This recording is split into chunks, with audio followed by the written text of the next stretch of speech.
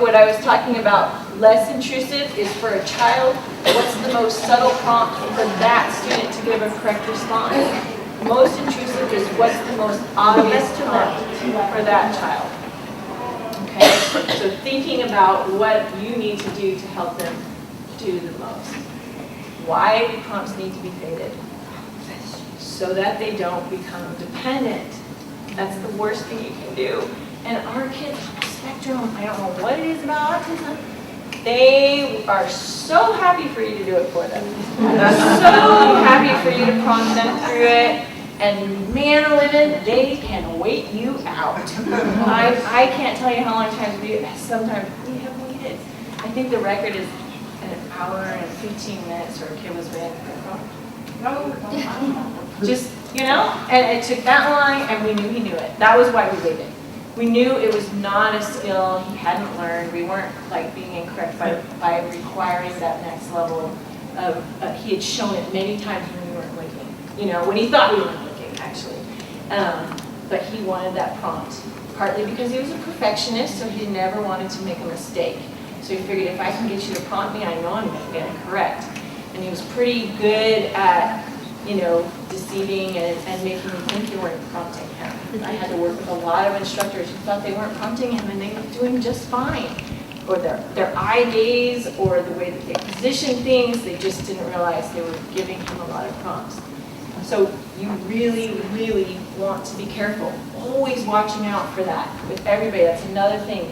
Evaluate each other. Help each other when you see things happening. One of the things that I know is an indicator for prompt dependency is when maybe there's 3 different instructors that work with that child, and one of them says, oh, he does that great, he always does it with me, and the other ones are saying, I never get to do that, how do you do that? Okay, you there are probably, either they're a phenomenal teacher and we do need to learn from them, or typically there's a prompting happening that they're not aware of, and that's why the other 2 aren't giving a response. So that's one of those things right away to think about. And yes, there are sometimes phenomenal teachers, and we do learn from them. The goal is for independence, because you also want generalization. A kid who's prompt dependent can't generalize their skills. So you want them to be able to use those skills, because they're going to be in different environments, different people, all the different materials. And if you have to prompt in all those areas, they're not going to be able to be successful. So the less prompted the student's response, the higher level of reinforcement you want to give. That's telling them, yes, great, you just did it more independently.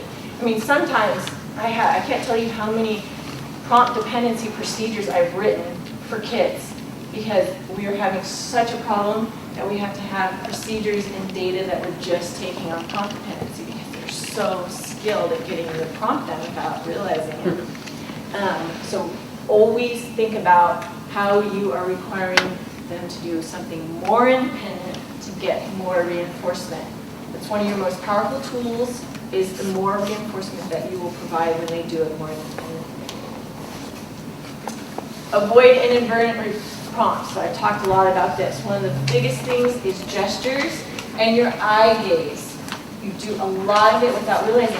Another thing, this is very interesting for our higher functioning kids that are perfectionists, is they do one, like they're doing a worksheet or they're doing a task, and they stop and they say, is that right? And you say, yes, good job.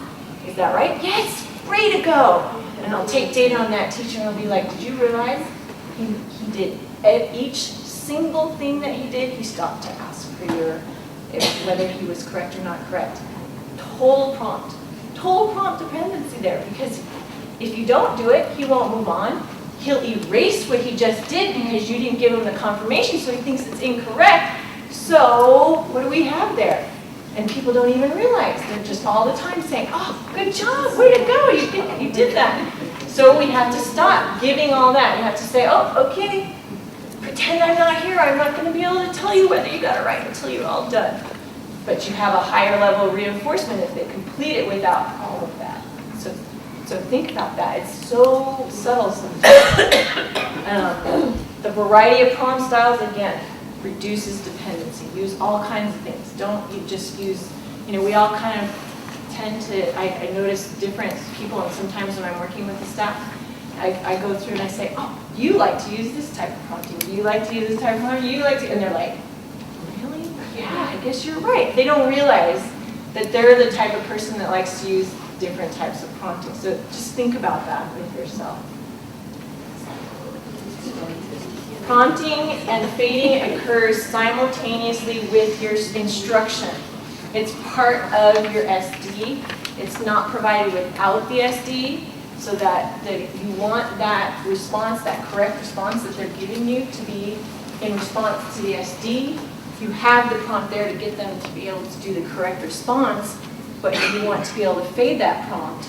And you can only do that if you're always sure that you're providing it at the same exact time you provide the instruction, because the instruction is the consistent thing that's there. That's the thing you want them responding to. You're constantly changing that prompt, but you want them responding to that SD. When you use a prompt after they've given an incorrect response, be sure you restate. We're going to talk about this. I'm going to move on because correction procedures is where you work on that. Always have a plan. Always have a plan. Please, please, please, please, please. Don't start prompting until you know how you're going to fade. Help each other with that. Remind each other with that, especially some of those difficult tasks you're going to work on, those skills.